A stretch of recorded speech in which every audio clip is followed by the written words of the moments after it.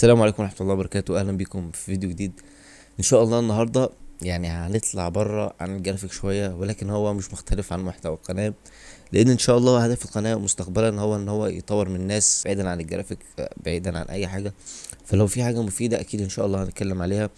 بالذات لو حاجة أنا هعملها حاليا مثلا، أو حاجة أنا هجربها، فأكيد هكون حابب إن أنا أشاركها معاكم في القناة. فكنا ان احنا هنتكلم عن حاجة مفيدة بره الجرافيك شوية، فاعتقد ده شيء مش مؤذي، لان انت طبعا خلينا عارفين ان انت كمصمم جرافيك اكيد آه، اكيد خبرتك مش هتكون، او يعني لما تيجي تقدم في شركة او يعني اي حاجة تيجي تتكلم عن نفسك، فانت مش جرافيك ديزاين بيستخدم برنامج الفوتوشوب او بيستخدم اي برنامج تاني. لا، انت اكيد بيبقى فيه خبرات كتير قوي، زي ان انت بتتكلم انجليزي، زي ان انت مثلا متعلم برنامج قوي جدا، زي مثلا 3D، بتعرف ترندر الحاجات دي، تموديل حاجة من الاول، بتعرف ترسم مثلا، بتعرف تكوميونيكيت مع الفريق بتاعك مثلا. ففي حاجات كتير قوي ممكن تتعلمها غير ان انت تتعلم جرافيك. يعني خلينا نقول الجرافيك ده ممكن نقول هو الأداة الرئيسية مثلا، وبيتشعب منه حاجات كتير كده لازم تكون عندك. وكنا قلنا كده في فيديو فات ان مصمم الجرافيك هو يعني ايه، ميكس ما بين حاجات كتير، ميكس ما بين خبرات كتير، مدخل كذا حاجة في تفكيره طبعا وفي شغله وفي يعني وبرضه المصمم الجامد هتلاقيه برضه مش بيستخدم مثلا فوتوشوب بس، فهتلاقيه دايما بيتعلم برنامج جديد، بيدخل الاستريتور مع الفوتوشوب، بيتعلم فوتوشوب مثلا ودخل معاه مونتاج عشان هو بيقدم محتوى. يعني مثلا انا مش متعلم الستريتور، انا مش محتاج الستريتور، انا بتعلم فوتوشوب، بدخل شويه في البلندر، بجرب شويه في 3 دي ماكس، دخلت على المونتاج عشان اعرف اصور فيديو يعني باقل الامكانيات، احاول اطلع احسن جوده. برضو اتعلمت شويه في الهندسه الصوتيه، عشان برضو الصوت كان معايا مايك يعني وحش، وده مش احسن حاجه برضو، ومش احسن حاجه اطلع بيها صوت اتكلم بيها قدام الناس يعني. بس بتعلم الحاجات اللي تخلي الحاجة مقبولة للناس، او مقبولة قدام الشاشة، او مقبولة يعني ايه آه مع الناس. ممكن برضو حاجة تانية اتعلمها عشان ابتدي اظهر قدام الناس كويس، وهو ان انا اعرف اتكلم قدام الكاميرا، اعرف اشاور ازاي مثلا، اتكلم ازاي. فدي برضو من ضمن الحاجات اللي انا ايه بدخلها معايا في شخصيتي ك جرافيك ديزاين. ف خلينا نبتدي نشوف النهارده احنا هنعمل ايه. واعتقد انتوا شفتوا من الثمبنيل بتاع الفيديو، فيلا بينا هنبتدي. طبعا اكيد شفتوا اعلانات كتير قوي عن يعني المجموعة الجميلة دي. التقفيل بصراحة جميل قوي، بيرفكت. يعني مش ما اقدرش اقول اي تعليق. وكمان في تلات يعني متلزق جامد، يعني عشان طبعا شركات الشحن مش احسن حاجة في الشحن، والحاجات بتتفتح وفي حاجات بتتدمر هناك. ف يعني تقفيل كويس جدا جدا، ومع شركة شحن محترمة جدا برضو، شركة بوسطة. فيلا نبتدي. انا لسه مفتحتوش، يعني انا اللي يعرفني يعرف ان انا ما بعرفش استنى على حاجة اكتر من دقيقة. بس انا سبته يومين عشان خاطر افتحه قدامكم واشوف. طبعا انا اكيد عارف محتوى الكتاب، يعني مش هتفاجأ بالمحتوى، ولكن احساس ان انا امسك الحاجة لاول مرة واتكلم عنها، ده يعني حاجة جميلة جدا.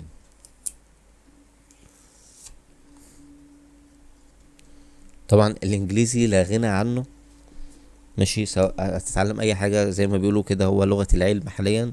فانت لو عايز تتعلم اي حاجة فدايما هتلاقيها مترجمة بالانجليزي، ولكن مش هتلاقيها مترجمة للعربي، مش دايما يعني. ففي كتب مهمة قوي في الجرافيك ديزاين كمان مش هتلاقي لها نسخة عربية. فلازم تتعلم انجليزي، وتتعلم ازاي تقرا وازاي تكتب وازاي تتكلم. هيفيدك طبعا في البرزنتيشن مثلا، او لما تيجي تتعامل مع شركة بره. بما اننا كلنا يعني مش عارف ليه كلنا عايزين هنموت ونقبض بالدولار. طبعا ده شيء عادي، بس لازم يكون عندك الامكانيات اللي تأهلك ان انت تكسب بالدولار اكيد يعني. مش تبقى نايم طول اليوم ولا شغال في حتة واحدة كده في الدرة وتقول عايز اقبض بالدولار؟ ما علينا. آه طبعا في كتابين. طبعا انا مش طالع اتكلم عن كتاب واحد، انا طالع اتكلم عامة كانجليزي وكمحتوى تتعلم منه وكده يعني. فانا في الاول كنت جايب كتاب مصطفى عاطف. ماشي. اكيد عارفين الشخصية دي، ظهرت كتير في الاعلانات. آه طبعا انا مش هقدر اقارن ما بين الاتنين، ومش هعمل كده لان انا مش شخص ان انا اقارن ما بين حاجتين. انا لسه يا دوبك في الانجليزي، فانا مش طالع اقارن ولا حاجه. بس انا جاي بقول لك انا جربت الكتاب ده، بصراحه جامد قوي. يعني هو في كذا في كذا نسخه. دي نسخه بتاعت الجرامر. فانا ما كنتش متوقع ان كتاب واحد آه، خلصته تقريبا في شهر ونص تقريبا. وان انا اتعلم كل اللي انا اتعلمته في المدرسة 12 سنة ولا مش عارف كام سنة، اتعلمه في كتاب واحد في شهر ونص، واقدر اراجع على كل اللي انا اتعلمته. فبصراحة يعني جامد قوي. و يعني هو في نسخة الجرامر وفي نسخة الكلمات، اعتقد نسخة الكلمات اسمها فوكابولري، مش فاكر اسمها ايه، فوكاب، حاجة زي كده. وفي نسخة كمان مش فاكر بتاعت ايه. وعامل لك QR تقدر تتابعه. وبيبقى معاه كارت، بس هو مش معايا حاليا في المحفظة، وانا مش هطلع. ف يعني ان انت تقدر تشوف المحتوى ده من التليفون وكده. فخلينا نشوف ده ونعرف ده فيه ايه، لان انا متحمس جدا. فيلا بينا. بصراحة هو التقفيل جامد يخليني عايز ان شاء الله. طيب هو بيقولك هدف الكتاب ان انت تتكلم في 300 يوم بالظبط انت تعرف تتكلم بالانجليزي. ماشي. هو تقريبا برضو فكرة الكتاب ان هو بيديك 5000 جملة في الانجليزي هتحتاجهم في حياتك كلها بشكل عام. طبعا زي ما قلت لك انا عارف المحتوى، بس انا بتفاجأ بيه يعني. طيب دي ورقة كاتب لك how it works، يعني ايه الحاجات اللي انت آه تفتحه ازاي يعني، تفتحه ازاي وتبتدي بايه الاول. فعندك اول حاجة جزء الانتاجية. يعني انا مبهور جدا ان هما آه يعني هو ما ادكش الانجليزي وقال لك خد اتعلم الانجليزي. هو لا، هو بيقول لك ازاي تزود الانتاجيه، ازاي تتعلم، ازاي تحفظ، ازاي ما تنساش. ف يعني دي الطريقه اللي بحاول اعتمدها في الفوتوشوب. ان انا مش عايز اديك فوتوشوب بس، انا عايز اقول لك التكنيكال اللي جوه الحاجات اللي هتلاقيني برضو في فيديو بتكلم فيه ازاي تبقى، ازاي تسوق شغلك. طبعا مش احسن حاجه يعني بتتعمل، بس انا قلت لك الطريقه اللي انا بستخدمها حاليا، وهنشوف نتائجها على المدى القريب او البعيد ان شاء الله. فحلو قوي ان هو بيحاول يحسنك الاول ويحسن تفكيرك قبل ما تبتدي في الكتاب. وده هيخليك ان انت تتعلم اسرع وتتعلم بشكل احسن. طيب انا مش عارف ابتدي بايه الاول، بس هو مكتوب اول حاجة جزء الانتاجية، فخلينا نبتدي الجزء الانتاجية.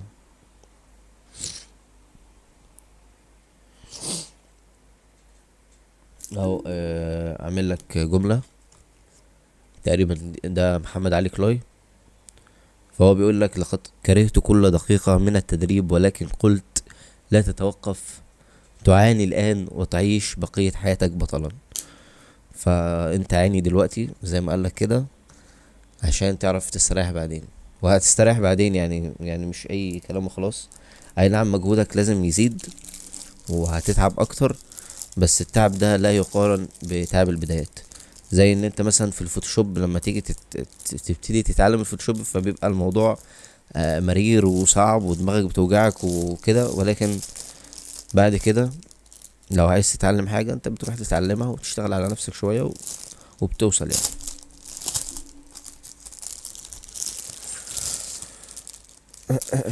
بسم الله.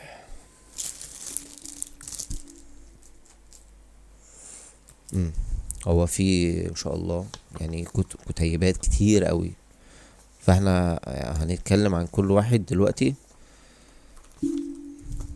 ماشي، لان انا يعني شفت فيديوهات ليه، ويعني آه كانت مختصرة شوية زيادة عن اللزوم. انا حاسس الموضوع اكبر من كده بكتير، فخلينا نبتدي باول كتيب، وهو خريطة تعلم اللغة الانجليزية، مصدرك الشامل لاتقان الانجليزي من الصفر حتى الاحتراف. خلينا نشوف الكتاب ده بيقول ايه. طبعا اكيد مش هقرا كتاب، انا بس عايز يعني اعرف الفكرة اللي المفروض نتكلم عنها.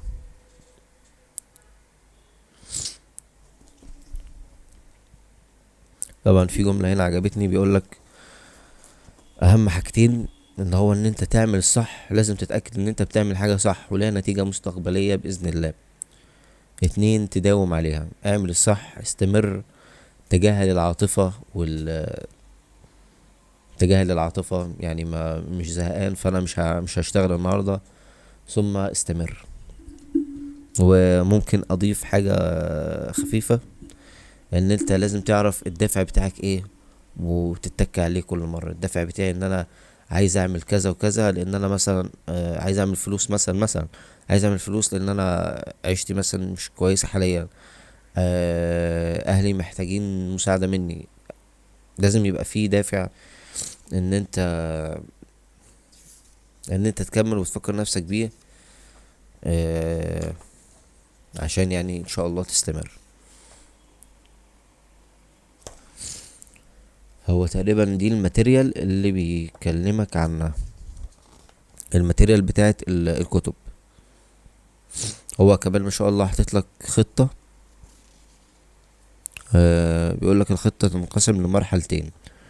المرحلة الأولى خاصة بالناس المبتدئة، والمقصود هنا الناس اللي عندها أساس بسيط، اللي من ضمنهم 645 كلمة اللي قلنا عليهم. طيب هو عامل لك كلمات لازم تحفظها، ماشي، انك تتعلم اكتر من 1000 كلمة، انك تحفظ في حدود 400 تعبير وجملة جديدة، ازاي تتكلم في اشهر 20 موضوع في الحياة اليومية بكل اريحية. هدف قد يبدو بسيط انما هو حقيقي، يحتاج الى المجهود. انك تنطق وتتمرن على صورتين مهمين جدا، وهما البي والبي والراوند والار ساوند ماشي. المرحلة الأولى هتاخد شهرين مذاكرة كل يوم من ساعة ونص لساعتين. يعني هو بيقولك المرحلة اللي انت هتمر بيها، وعطيلك حاجات تمشي عليها. والله فانت يعني انت اللي هتحدد اذا كنت هتخلصه في 300 يوم فعلا، ولا هتخلصه في 5 سنين. فالقرار ليك. عندك الخطوات مقسمة على الأيام، وهو هنا عامل لك جدول. اليوم ايه ده؟ ازاي بقى؟ عامل لك جدول 36 يوم، اللي هي المرحلة الأولى. عاملها لك في 36 يوم، اللي هو في حدود شهر وأسبوع. خطة المرحلة التانية حفظ أكتر من 3000 جملة إن شاء الله، التحدث في أشهر 30 موضوع، ممارسة التحدث لفترة تزيد عن 50 ساعة من خلال مواقع تبادل اللغات، إتقان قواعد الجرامر، إتقان أصوات اللغة الإنجليزية، مهمة جدا دي، التحدث بطلاقة في كل شؤون الحياة اليومية. طبعا بقية الحاجات ماتيريال و وبيقول لك يعني انت هتعمل ايه. طيب هو الكلام يبدو سهل، ان انت تقول ان انا هتعلم في 30 يوم الكلام ده، بس زي ما قلت لك الموضوع معتمد عليك انت هتخلصه في قد ايه. بس هو بتهيألي عامل لك خطة، مش فاكر هي دي ولا لا، هي دي اللي انا كنت فاتحها. هو عامل لك خطوات يعني، وخطة تشتغل عليها. طيب، 51 قانونا لا يقبل الجدل في التفاوض. قلتها صح؟ ماشي. دليلك الشامل لتحقيق أهدافك من خلال تواصل وتفاوض اكثر فاعلية مع الناس. يعني قبل ما افتح الكتاب اعتقد ان الهدف من الكتاب ان انت لما تيجي تتكلم مع حد تعرف تتناقش معاه، يعني من غير ما تفكر في الكلام اللي هتقوله يعني والحاجات دي، اعتقد يعني. اتعلم لغة الطرف التاني. جميل، ماشي. اسكت شوية. اسكت شوية دي يعني ايه؟ هو ده بيتكلم عن التفاوض برضو بشكل عام يعني. بيقولك ازاي تفكر غالبا، ايوه. ازاي تفكر في الكلام قبل ما تقوله، وازاي تحاول تقنع اللي قدامك باللي انت عايزه، وازاي تخليه يحبك. آه ايه ده بيتكلم عن خطوات البيع. ماشي. انا اتحمست. النصيحة على الملأ فضيحة. مهم اوي دي. واضح ان في ناس عندها مشكلة في الحتة دي، محتاجين يشتروا الكتيب ده.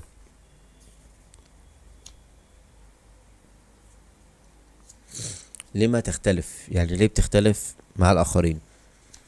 فالحتة دي مهمة قوي، هتخليك تريح دماغك شوية بدل ما انت عمال تخش في اي نقاش كده واي حد هب ودب يتكلم في الموضوع. تفاوض على السعر بفن. دي مهمة جدا جدا، لان انا يعني انا شايف ان الجرافيك ديزاين والتسعير والكلام ده، انت بتحط السعر اللي انت عايزه، بتحط طبعا المميزات اللي عليه، وبعد كده بتبدأ تتفاوض فيه وتشرح لي هو ليه انا هدفع السعر ده. مش مجرد انا بحط السعر وانت عايز كده ولا لا. يعني في ناس يقول لك اللوجو ب5000 جنيه. طب ليه ب5000؟ عشان السوق ماشي كده. طب انت عارف السوق بيبيع ازاي؟ ولا السوق بيجهز الحاجة ازاي عشان يبيعها؟ لا، هو مش عارف. هو بيجهز لك لوجو، بيبعته لك على الواتساب كده، بيعملها لك سكرين شوت، والدنيا ايه، بتبقى بايظه. يقول لك دي اسعار المصممين. ماشي. المصممين الشاطرين قصدك، اللي هو اللي انت لسه ما وصلت لهمش في حاجه يعني. لا، انا حاسس ان احنا خرجنا عن الموضوع شويه، بس هو في نفس الجمله. طيب، اهم 645 كلمه الكتاب الاولاني قال عليهم. الحمد لله بس قادر افتكر. ماشي. فدي خطوه من الخطوات اللي هنعملها. طيب، هو احنا ما كناش قرينا دي كويس يعني. طيب، عندنا اول حاجه جزء الانتاجيه. متهيألي احنا لسه ما وصلنا لهوش تقريبا. ماشي. تاني حاجة أساليب وطرق تعلم اللغات. اللغات أعتقد آه يعني أي لغة. طبعا أنا عايز أفهمك حاجة، إن هو هنا بيقولك إزاي تتعلم اللغة الإنجليزية، نفس الكلام أو نفس الطريقة اللي هو بيقولك عليها تقدر تتعلم بيها أي لغة تانية. التكنيك نفسه، يعني مش بتكلم عن إن أنت اتعلمت إنجليزي فتعرف تتعلم أسباني مثلا. آه يعني هو بيقولك مثلا إزاي تتناقش مع الناس، فأكيد هتبقى نفس التكنيك لنفس الأدوات اللغات التانية. المهارات لا استنى، في مواد مذاكرة اللغة نفسها. يعني هو كتب لك الأساليب وازاي تتعلم اللغات عامة، و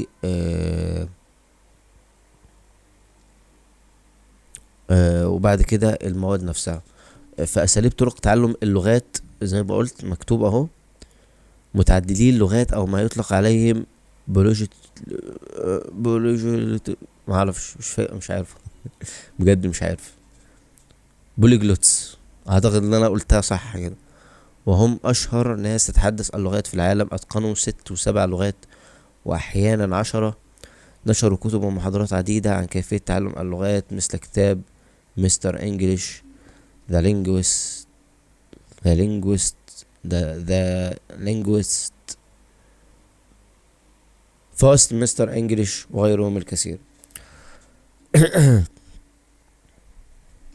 طبعا الكلمات الجديدة طبعا بيكون صعب ان انت تقراها يعني.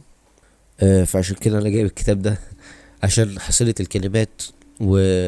والجمل الاتنين مهمين مع بعض.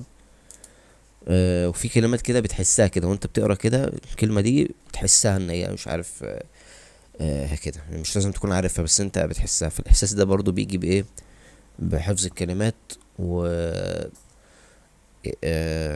طريقة ايه مسحك للجملة. يعني على حسب ما انا فاكر ان العين بتعمل اسكان للكلام، هي مش بتقرا كلمة كلمة، هي بتعمل اسكان للكلام وتفهمه كله على بعضه. فالانجليزي برضو بتعمل سكان لجملة وبتبتدي تستخلص منها المفيد. ازاي تتعلم انجليزي زي ما اتعلمت عربي؟ اهم حاجة في الحياة يعني. type 1 language، type 2 language، type 3 language. ماشي. انا بصراحة نفسي اتعلم كذا لغة يعني. طيب آه يعني اعتقد العنوان باين. خلينا ندخل على اللي بعد كده. ازاي تتعلم انجليزي زي الاطفال؟ وده على فكرة يعني اي نعم العنوان يبدو ظريف شوية، والناس دايما مش بتحب تبتدي من الصفر، يعني اقول لك زي الاطفال، فانت طب ما اناش جايبه. لا، نقطة الصفر دي اهم مرحلة في حياتك لما تيجي تتعلم اي حاجة. الفوتوشوب ده يعني عشان اعرف اوصل لمستوى كويس رجعت لنقطة الصفر 500 مرة وابتديت اشوف تكنيكات، يعني نفس الاداة بتعمل تكنيك تاني، ورجعت من الصفر عشان يعني مرحلة الصفر دي هي اللي بتخليك تبدع لو انت وصلت لمرحلة 2 او حاجة. انما لو نطيت لمرحلة 2 على طول هتبقى تايه، لو قابلتك اي مشكلة هتبقى تايه اساسا. فنقطة الصفر دي مهمة، وهي اللي خلتني اعرف اتعلم برامج تانية بكل سهولة. اللي هو تتعلم ايه الاول، طب تركز على ايه، طب الحاجات المهمة اللي لو ذاكرتها دلوقتي هتبقى مفيدة ليك. الحاجات دي مهمة جدا. عمل ولا اعذار، كيف تنهي ما بدأته؟ طبعا ده اهم حاجة في عشان تكمل الكتاب ده لازم تقراه. اعتقد ده اول كتاب هعمله هقرأه يعني. عمل بلا اعذار، الزخم الشديد، ماشي، السرعة، عصر السرعة، الاستمرارية والتكاثر، الدعوة لاتباع رعونات النفس تحت ستار وهم الشغف. الحق الحق. كده هنبتدي نخبط كده. ماشي، خليني ممكن اقرا الكلمة دي معاكم. ان في الآونة الأخيرة وخصوصا مع استيراد بعض الفلسفات الغربية في ثنايا كتابات التنمية البشرية التي غزت العالم العربي، بدأت تظهر نبرة فاسدة غريبة جدا في الكلام. وبدأت تظهر، هتكلم بقى بلغة عربية بقى شديدة بقى، وبدأت تظهر محاضرات يقال أنها للتحفيز أو للتنمية البشرية وغير ذلك. وبدأ تيار فكري عام يحاول أن يمحور الإنسان حول رغباته الشخصية وأهواءه ورعونات نفسه فقط لا غير. وبدأت تقرأ في المواقع والمنصات المختلفة عبارات مثل اتبع شغفك ولا تكترث لأحد، حقق ذاتك، خليك استثنائي، اكسر العادات والتقاليد، ابحث عما يريحك ولا تنشغل بأحد، أنت ومن بعدك الطوفان. طبعا أنا مش معترض على الكلام ده. أي نعم الصورة بتاعتي أصلا مكتوب عليها الشغف والكلام ده، ولكن يسبقها بعض الحاجات زي الدافع والاستمرارية وال والشغف. الشغف جاي في الاخر ليه؟ لان يعني هو اللي بيوجهك تبدأ في ايه. دي وجهة نظري يعني مثلا انا من ضمن حاجات كتير قوي كان ممكن اتعلمها واروح ابتدي اخد كورس فيها، ولكن انا دخلت الجرافيك بسبب ان انا حبيت الرسم وحبيت الحاجات دي، ويعني زي ما تقول ايه، عندي مهارة فيها من قبل ما ادخل يعني، مهارة في الرسم والالوان والحاجات دي. فحتى لو كانت يعني مهارة بسيطة، ولكن عشان انا شغوف بيها يعني اتوجهت ليها. فانا شايف ان الشغف ده توجه، ان انت بيوجهك لفعل حاجة او اخذ مجال معين، ولكن مش هو اللي بيخليك تكمل خالص يعني. ندخل على اللي بعد كده. ماذا بداخل عقل متعددي اللغات؟ يعني الناس اللي متعلمة اكتر من لغة بيبقى في عقلها ايه؟ مم، ماشي. اهو عدم وجود دافع حقيقي، زي ما كنت بقول قبل الشغف في حاجة اسمها دافع. ماشي.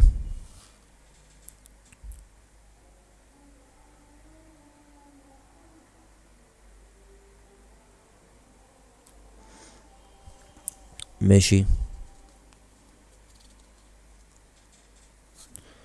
بيقول لك هدفك لازم يتحقق فيه شروط معينة عشان تقدر تقول عليه هدف اساسا.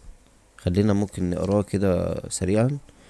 يكون منطلق من علم ورؤية ومرجعية وتصور صحيح عن الواقع، مش اوهام مغلوطة تضيع العمر هباء. يعني ما تقولش انا هتعلم تداول عشان اكسب في اليوم 500 الف جنيه او 100 الف دولار، ايا كان. ماشي. ولو ان ده ممكن يكون هدف، بس هدف بعيد. يعني ايه الهدف اللي دلوقتي المفروض يتعمل دلوقتي كده يعني. يكون واضح، يعني الفاظه غير غامضة او تحتمل اكثر من معنى. على فكرة ان يكون هدفك ليه زي ما تقول ايه نساق واضح. يعني مثلا آه يعني ايه، كل ما تكون قادر تفسر هدفك، كل ما كان هدفك اوضح، كل ما كنت قادر ان انت تقسمه لحاجات كتير قوي. يعني مثلا في التسويق يقول لك اعرف جمهورك المحدد. ما ايوه، ما انت قول لي بقى اعرف جمهوري ازاي، هو بقى مش بيقول لك.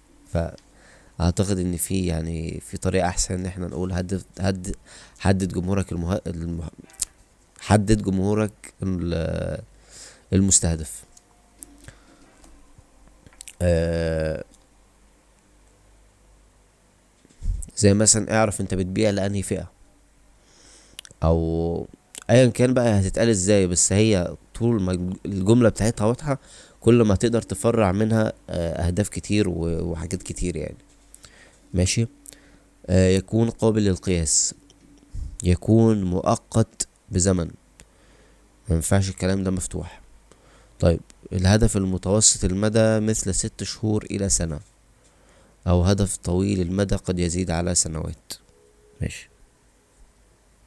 انا حاطط هدف على سنوات، آه هدف كبير قوي. وطبعا بدايته من القناة دي، فان شاء الله يعني نوصل بعد ما تعمل لي فولو وسبسكرايب والحاجات الحلوة دي عشان نكمل ان شاء الله. ماشي. يكون واقعي، يعني يكون في درجة من الطموح اكيد، ولكن في حدود الظروف اللي حواليك، يعني على قد لحافك مد رجليك. ومناسب بدرجة ما لقدراتك وامكاناتك، يعني مش هدف مثالي حالم في السما ما تقدرش تنزله على الارض. ماشي. هو حاطط لك هنا بعض الامثلة. واحد يتحدث 16 لغة، عمره 70 عام. انا مش عارف هو ليه متعلم 16 لغة الحقيقة يعني، مش عارف. يتحدث 7 لغات. بس هو لو ده مجاله ده الطبيعي يعني. مش الطبيعي ان اي حد يعمل كده، لا قصدي لما بتكون شغوف بحاجة او بتحب حاجة، او زي ما قلنا ليك دافع، ليك هدف عايز تعمله، فاكيد هتتعلم 16 لغة. ممكن تتعلم يعني اللي انت قدرت عليه. بس ان هو يكون 70 سنة وما زال لسه بيتعلم، فدي حاجة كلنا نطمح ليها، ان احنا بعد ال40 او يعني من دلوقتي ما نبطلش. اشهر 10 خرافات تمنعك من اتقان الانجليزية. انا لسه مفتحتش الكتاب، بس اعتقد ان ال10 خرافات دول ينطبقوا على اي حاجة في الحياة. زي مثلا خرافة انا لا استطيع. الخرافة الثانية انا كبرت وقد فات الاوان. الناس اللي بتقولك الجرافيك مش هتعلمه دلوقتي، او يعني انا كبرت خلاص. لابد علي ان اسافر لبلد تتحدث تلك اللغة واحيط نفسي بالمتحدثين الاصليين. لا، يعني يقولك انا مثلا انا معيش جهاز فمش هبتدي. انا زي ما بيقول يعني الكتاب، انا لازم اسافر او لازم يبقى حواليا ناس بتتكلم انجليزي عشان اعرف اتكلم انجليزي مثلا. الخرافة الرابعة: كثرة سماعي للغة كافي لإتقاني لها. of course. الخرافة الخامسة: كثرة تحدثي مع متحدث أصلي للغة كافي لإتقانها. لا برضو، لابد أن أكون مثاليا. أكيد لا. يعني أنا كمصمم جرافيك وكواحد كان نفسه يبقى أحسن فوتو مانيبوليتر في العالم، لما عرفت هدفي عرفت ان انا مش محتاج ان انا ابقى احسن حد، ممكن اوصل للي انا عايزه من غير ما ابقى احسن حد في الحتة دي، ولكن يكفي ان يكون مستواي كويس، اللي هو يخليني اجذب ناس ناحية الشغل بتاعي، او اجذب ناس ناحية ان هم يسمعوا مني يعني وكده.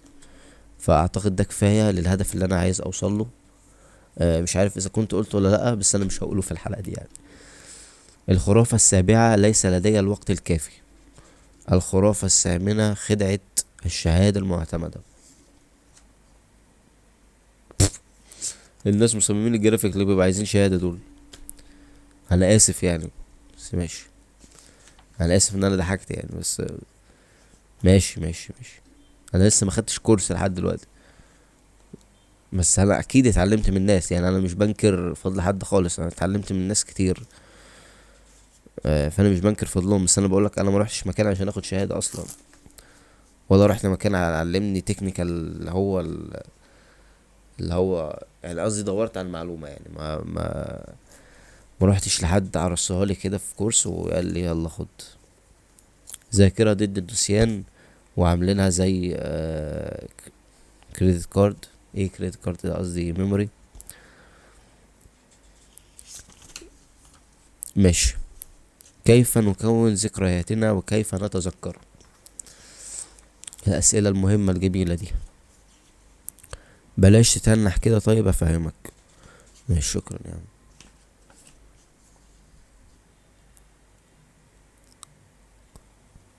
لماذا ننسى؟ ماشي. القاعدة الثانية: ورقة بيضة أفضل بكثير من وقت إضافي للمراجعة.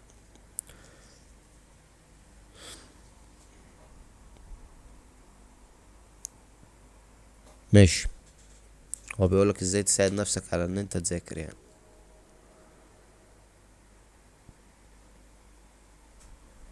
على حسب ما انا فهمت يعني. اترك الفرصة لنفسك لتنسى.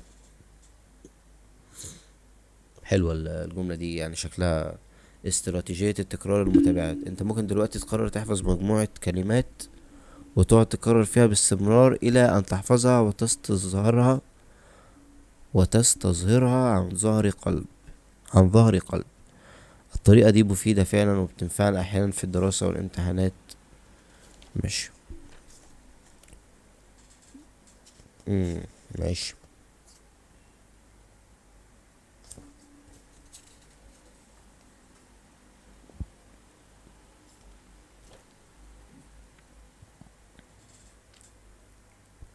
وطبعا سايب لك كل اكونتات السوشيال ميديا. طيب إيه اللي بعده؟ انترفيو بلا اخطاء. مش عارف هل ده قصده انترفيو باللغة الانجليزية ولا انترفيو بشكل عام. خلينا نعرف. هو احلى حاجة ان كل اللي انا شفته ده بالعربي، لسه مفيش حاجة بالانجليزي يعني، فدي حاجة كويسة.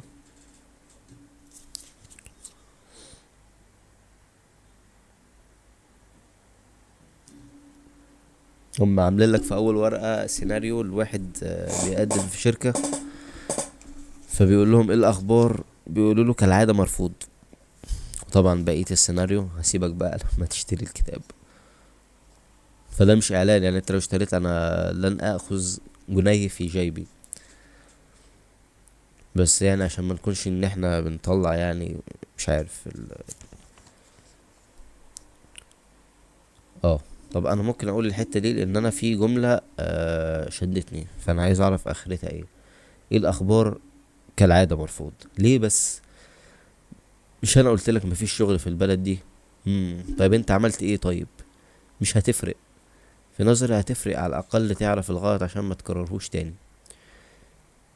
صدقني بقولك مفيش فايدة.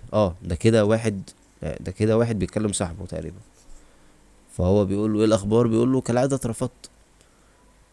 فهو بيقول له ما هو مفيش، قلت لك مفيش شغل في البلد دي.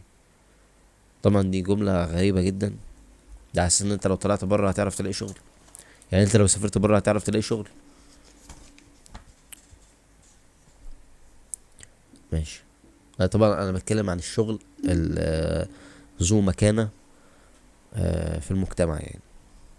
يعني يعني انت لو مش تعرف تتعلم جرافيك ديزاين، او انت مش بتاع جرافيك ديزاين، فما تقولش هسافر بره واتعلم جرافيك ديزاين وهلاقي شركة هو انت لازم تبقى جامد هنا عشان تلاقي حاجة جامدة هناك، ولا هتروح تلم الزبالة؟ مش عارف بقى، شوف بقى انت براحتك. ايه لو انت بيزنس مان بقى فدي حاجة يعني تانية، بس برضو يعني مش حاجة تخليك تعيش عيشة هنية يعني.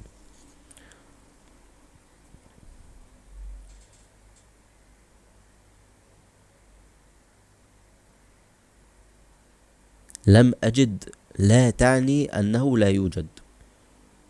حلو أوي. طيب.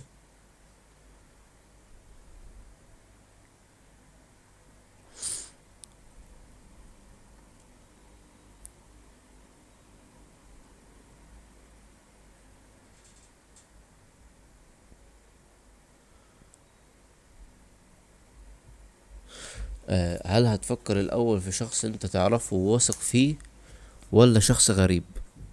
يعني هو بيقولك أنت لما بتروح تقدم في انترفيو، فهل هم هياخدوا شخص واثقين فيه ولا شخص غريب؟ فهو بيقول له اكيد حد اعرفه. ده اللي بقول عليه الناس اللي هي بتؤمن بالواسطة بس، الدنيا ماشية بواسطة والكلام ده. الدنيا مش ماشية بواسطة يا عم، ولا حاجة يا عم.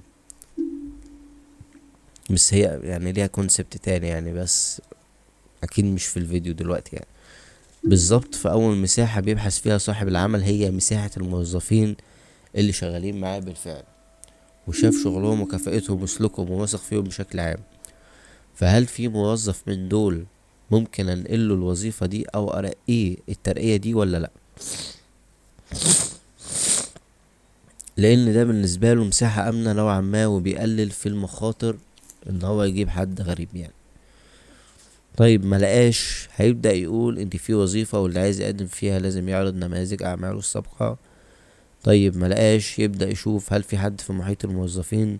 طب ما لقاش، ساعتها يتعاقد مع وكالة ثقة احترافية متخصصة في توظيف الموظفين. طيب ما لقاش، هيضطر يلجأ للخطوة الأخيرة اللي فيها مساحة كبيرة من الخطأ، وهي إنه يلجأ للمساحة العامة الواسعة، ويعمل إعلانات عن وظيفة في الصحف والمجلات. طيب فهمت، بس أعمل إيه يعني؟ يعني لو في مؤسسة معينة عايز تلتحق بيها في وظيفة معينة، ممكن مثلا توسع أفقك شوية وتدخلها من خلال باب آخر.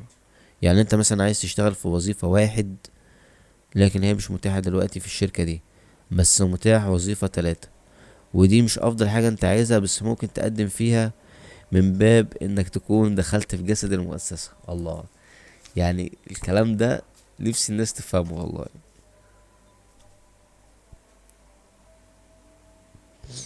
وهو زي ما قالك في الاول، انت لو رايح في شركة وعارف ان الشركة دي انت عايزها وخلاص هتموت عليها، فلو هتروح تشتغل زبال هناك، مع احترامي طبعا، يعني قصدي ان دي وظيفة غير الوظيفة يعني، او يعني اسهل وظيفة ممكن انت تدخل عليها على طول، مش محتاجة يعني انترفيو والكلام ده.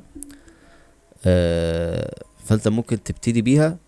والناس مع الوقت زي ما قالك في الاول، صاحب المكان بيدور على الناس اللي بالفعل جوه المؤسسة، وهل هم بيعرفوا ولا لأ، وهل في حد يستحق ان احنا نرقيه للوظيفة اللي هو انت نفسك تاخدها ولا لأ. فهي استراتيجيات، واعتقد التسويق بيعلمها لك او بيخليك تفكر بالطريقة دي. فهي طريقة تفكير اكتر من ان هي مش لاقي شغل والكلام اللهبل ده.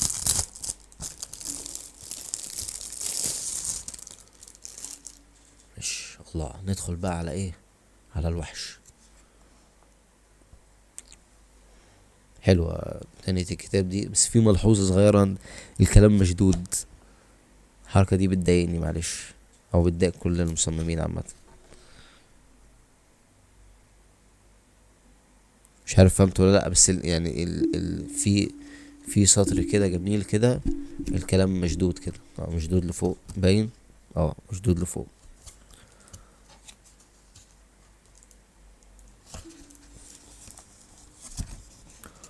مخطط الكتاب، هو كاتب لك هنا طبعا الحاجات اللي انت المفروض هتبتدي بيها.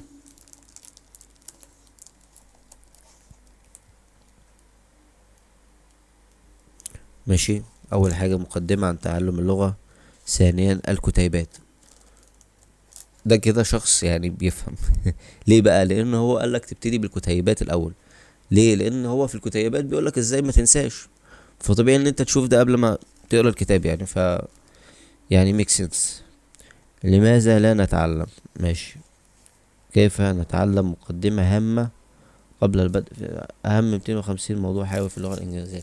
انا عايز ادخل في الموضوع على طول، ده انا حاسس ان انا طولت قوي في الكتاب. طيب تمهيد، كيف نتعامل مع هذا الكتاب. هو بقى بيقولك ازاي تتعامل مع الكتاب باللغة العربية. اللغات متوسطة الصعوبة هي تلك اللغات التي لا صلة ضعيفة لها صلة ضعيفة باللغة الإنجليزية لتصل إلى إتقانها. كاتب لك بقى كل لغة ممكن تاخد منك وقت قد إيه. يعني مثلا الروسية 44 أسبوع، الحاجات دي. اللغات السهلة وهي تلك اللغات التي لها صلة باللغة الإنجليزية، يعني في تشابه ما بينهم، لتصل إلى الطلاقة في مواضيع الحياة اليومية. 24 كتاب، 30 أسبوع، دي السعودية. ايه ده؟ يا ساتر يا رب. انا مش عارف هي دي قصده بايه، تقريبا البرتغالية والافريقية والايطالية محتاجة 600 ساعة دراسية. مش عارف 600 ساعة دي قد ايه، بس هي شكلها 600 ساعة.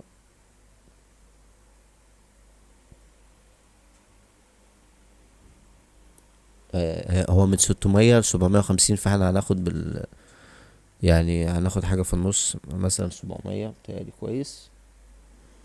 700 كويس. 60 ساعة يبقى على 24، يعني 29 يوم. بس 29 يوم 24 ساعة، فلا. آه ماشي، 600 ساعة اللي هم 30 يوم بس متواصلين، فاحنا طبعا مش هنعمل كده. آه ماشي. ده معناه ان انا ممكن اكتب 700 على 4 ساعات مثلا، ساعتين في اليوم، يعني 350 يوم، عشان تتقن او تصل للطلاقة. ها الطلاقة دي يعني، الطلاقة دي بعيدة شوية.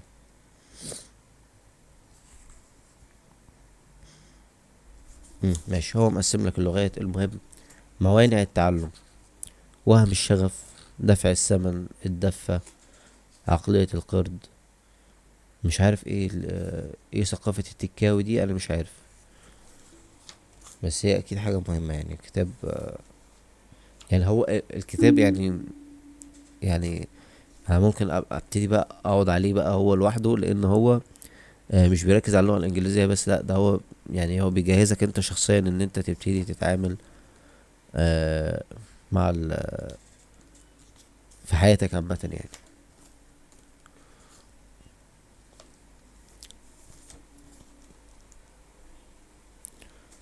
ماشي. طيب كده دخلنا في اللغة الانجليزية.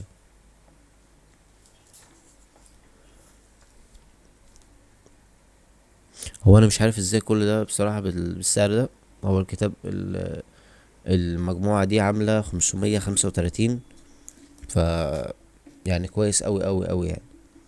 طبعا انا مش بقارن ما بين الاتنين زي ما قلت طبعا، بس فين الكتاب الاولاني؟ هو الكتاب ده لوحده تقريبا عامل كام، 400 تقريبا. هو كان ب250، دلوقتي عامل 400. بس هو يستحق، يعني ما فيش كلام. هو يعني انا آه، يعني انا كنت ناوي ان انا اشتري الكتاب اللي بعده، بس يعني بالصدفة يعني قابلني الكتاب ده، فقلت لا لازم اجربه. آه لان يعني الحاجات اللي خليني اقول الحاجات اللي خلتني اشتريه اساسا هو الكلام ده والكتيبات دي والحاجات دي. لكن الكتاب ده في نفس الكلام ده يعني، اعتقد يعني اعتقد المحتوى مش هيختلف، ولكن اكيد طريقة الشرح والكلام ده. في الكتاب ده بيتكلم معاك بالعامية، و يعني بيفهمك بطريقة آه، بالعامية المصرية. يعني يقول لك ايه، انا مش باكل بيتزا دلوقتي. طب هي بتكنس الارض دلوقتي، دي بتتقال ازاي؟ الافعال بتاع تكوين الجملة ازاي؟ ممكن نجيب حاجة تانية.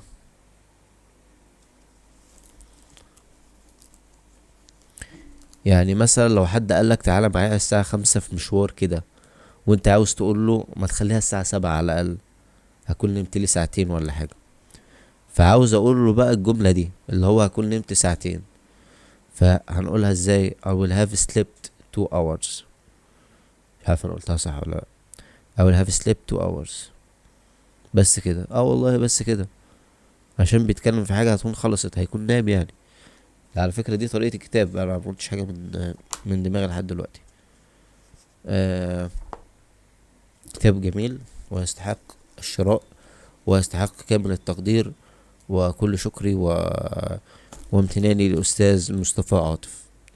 طبعا انا عندي مشكلة في حفظ الاسماء، فيعني اعذرني واعذروني لو انا مش ما تذكرتش الاسم في اول الفيديو.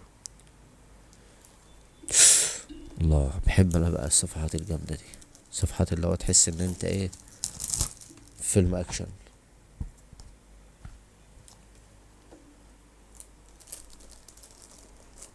هو باين في حد عايز يدخل، بس انا مش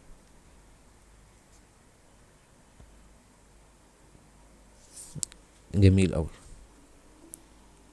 نمو وتطور الطفل. انت اصبحت كبير، ان قامتك تطول، في اي صف دراسي انت، كيف احوال المدرسة. هي جمل حياتية. يعني انت لو يعني انت وصاحبك كده لما بتقعدوا مع بعض كده، ممكن تتكلموا عن ايه مثلا؟ كلمات حياتية. فدي احسن حاجة ان انت تعرف تتعامل بالانجليزي بقى مع الناس بقى. يعني بيتهيألي الكتاب ده لو اعطيته حقه في المذاكرة والكلام ده، مليون في المية، مليون في المية. مش هتحتاج حاجة تانية، مليون في المية. غير ان انت طبعا تبتدي تطبق وتتكلم بيه مع حد. لقد استلمنا طلبك. ده بقى الشحن بقى. يعني هما بيبعتوا لك بقى، يعني هو تقريبا في كل حاجة. طبعا يعني تاني حاجة خلتني اشتري الكتاب، وهو ان كاتب لك جمل حياتية في البيزنس. يعني ايه في البيزنس؟ يعني مثلا آه مثلا مم، خليني اجيب لك حاجة بيزنس قوي، يعني بيزنس قوي في نفسها كده.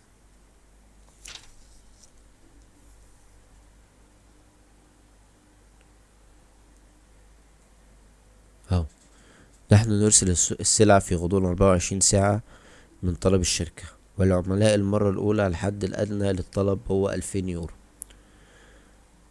الإنجليزي بتاعها: we dispatch the goods within 24 hours for a firm order, and for the first time customers our minimum order is 200 euros. واحد تاني: أخشى أن هذا الطلب لم يعد متاحا. I am afraid the model is no longer available.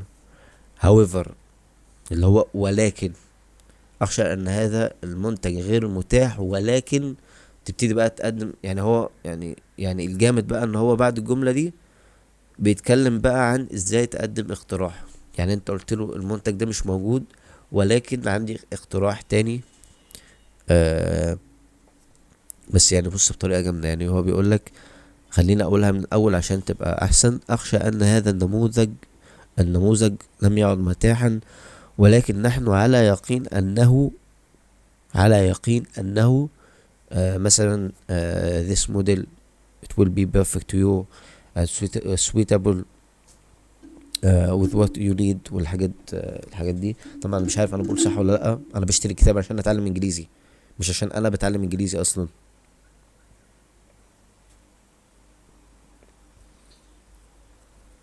او مش عشان انا متعلم انجليزي.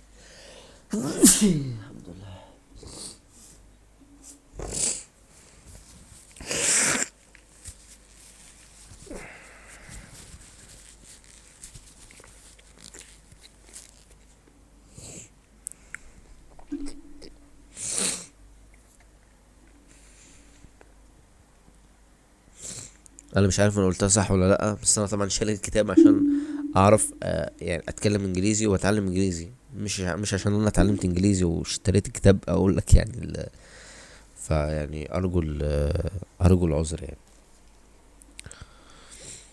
عبارات للتفاوض: الترحيب وانشاء علاقة.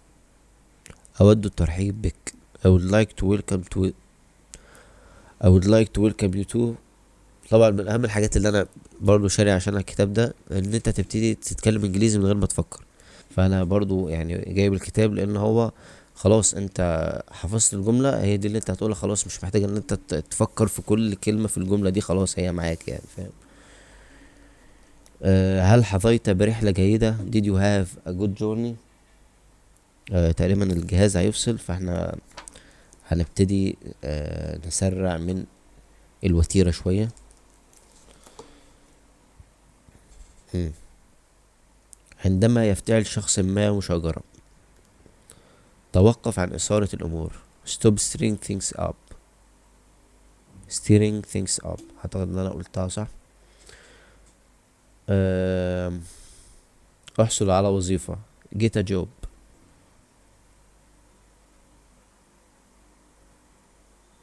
slang، يعني هو انت بتتعارك مامتك بتتعارك معاك فبتقول لك قوم شوف لك شغلانه.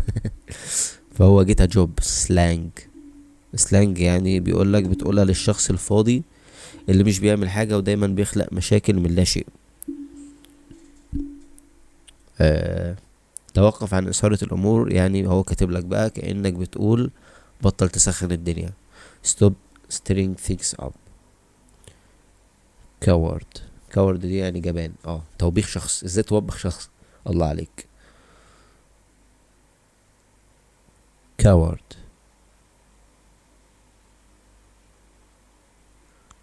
بجد والله.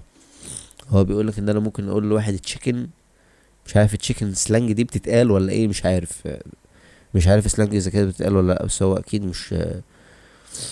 مش وقته ان انا يعني ابص واعرف. فهو تقريبا التشيكن بتساوي كاورد يعني جبان. وعندك ويمب وفريدي. بص خلي بالك، بيقول لك بقى خلي بالك علشان دي لغة شوارع وتعتبر إهانة للشخص اللي بتوجه له الكلام. هو بيقول لك ازاي تشتم يعني بالبلد يعني، بيقول لك ازاي تتعامل مع لغة الشارع. انا سمعت الصوت فمش عارف، افتكرت الجهاز فتح فيديو فاستغربت يعني. اه اهو المعادل للجملة دي في الجملة العامية المصرية، وهي جاب ورا، شخص جاب ورا. you really wimped up او wimped up. مش عارف انا بقولها صح ولا لا، اصلا قلت الجملة غلط اساسا. you really wimped out، يعني لقد تراجعت حقا باللغة العامية، يعني انت جبت ورا. هو بيقولك بقى انت جبت ورا، انت خفت. هل انت رجل ام فار؟ are you a man or a mouse؟ آه فطبعا ان هو يتكلم لك باللغة العامية فده شيء جميل.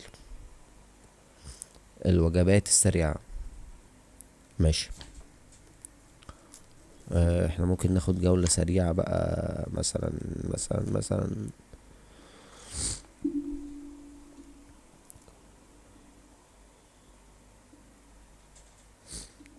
بيقول لك في المكتب بقى، لو انت في المكتب وعايز تقول انا مش ممانع لولا ان المدير بيشوف كل دقيقة من يومي. يعني انت عايز تعمل حاجة غلط يعني، فبتقول ايه المدير ايه، دايما بيشوفني، فانا للاسف مش هعرف اعمل حاجة دلوقتي، بس انا نفسي اعملها، بس هو المدير بيشوفني. فهو بيقول لك بقى I wouldn't mind it's too much if the manager couldn't see every minute of my day. فهو ايه، آه بيقول لك يعني، هو يعني الحلو ان هو بيتكلم في كل حاجة. يعني انت ممكن وانت قاعد كده مع صاحبك تقضي اسبوع كده تتكلم بس باللغة الانجليزية فقط. آه اخر حاجة ونبتدي بقى يعني انا بقلب بعشوائية ومبسوط قوي يعني، مبسوط قوي، احس ان انا مش بس دي هديتك الاولى، ده في هدية.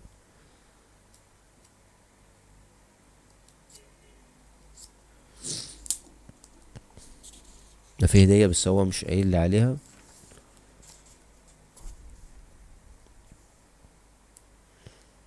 اه هو في هدية بس انا مش هقول ايه هي الهدية.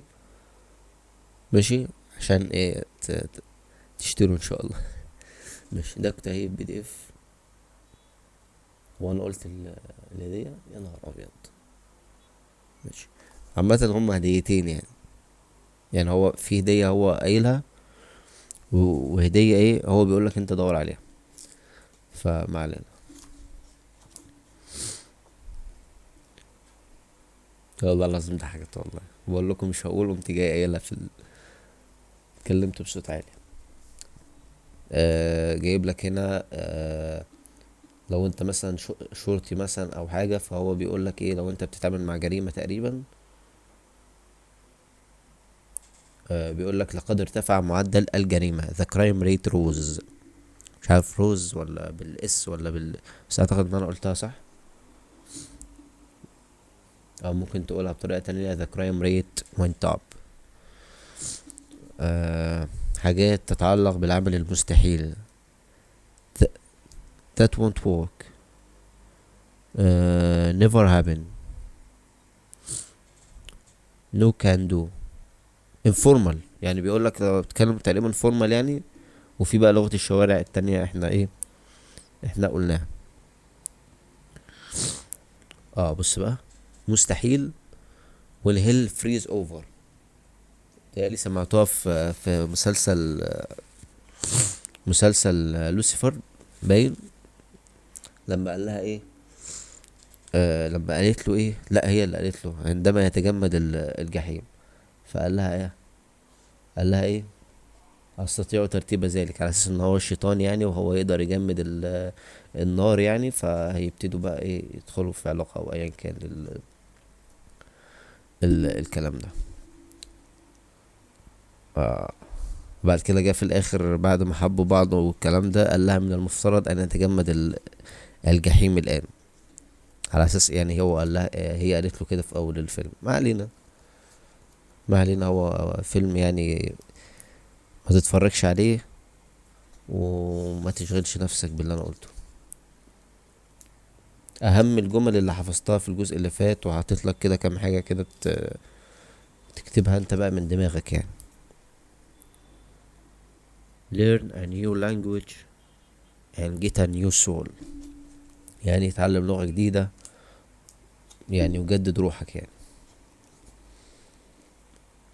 الاستقالة او ترك العمل، ازاي تستقيل؟ طب هل بقى في بقى شتيمة؟ يعني في طريقة ان انا اشتم المدير وانا ماشي ولا؟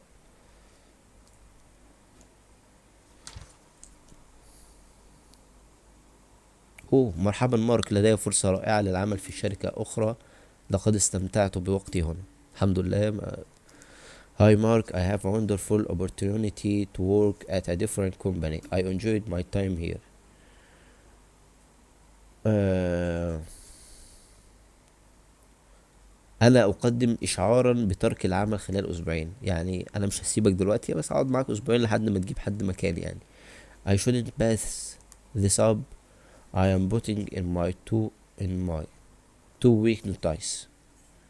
I putting in my يعني انا هحط نفسي في اسبوعين شغل. بس اعتقد ان احنا كده خلصنا. كتاب جميل جدا، واعتقد ان يعني انا حاولت افصله اكتر من الفيديوهات الموجودة، لان انا مش بحب الفيديوهات المختصرة دي، والفيديوهات دي بتضايقني قوي، ان انا ببقى عايز اشوف الحاجة يعني.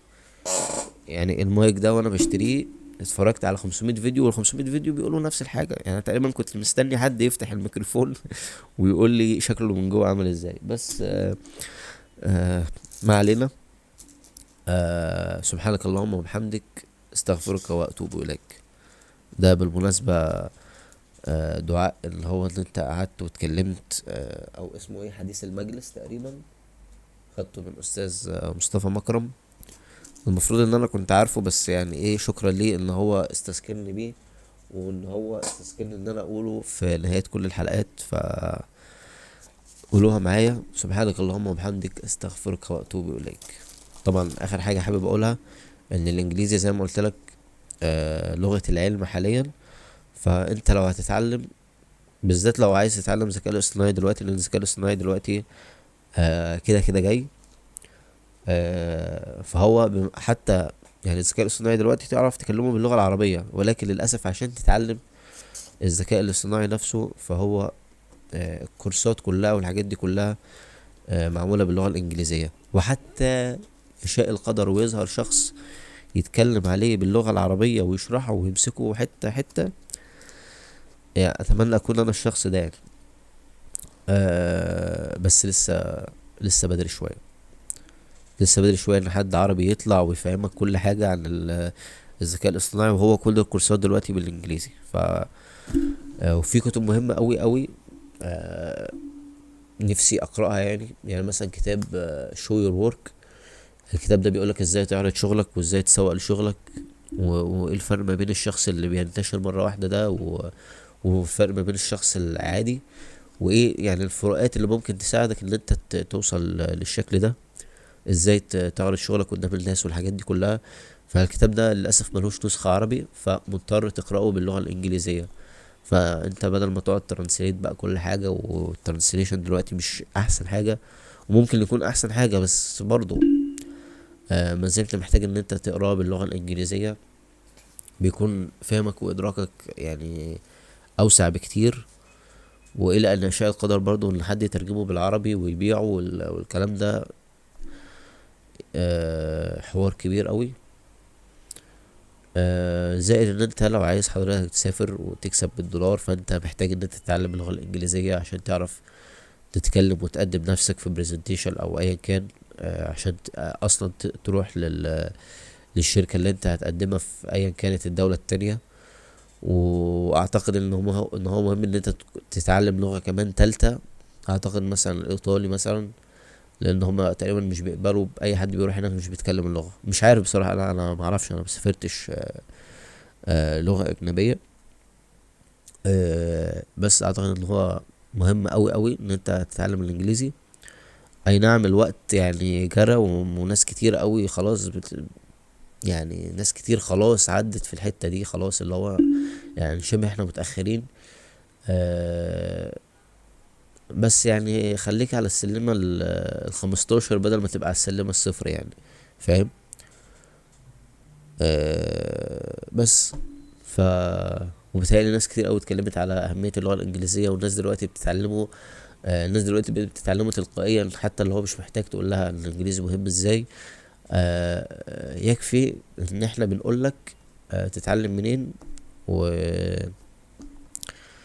يعني بس اعتقد ده كل حاجة النهاردة. هسيب لك رابط تقدر تشتري منه الكتاب ده، وهسيب لك صفحة الأستاذ مصطفى عاطف تبص عليه. أيا كان اللي هيعجبك المحتوى بتاعه والحاجات دي، جو أهيد. بس السلام عليكم ورحمة الله وبركاته. باي باي.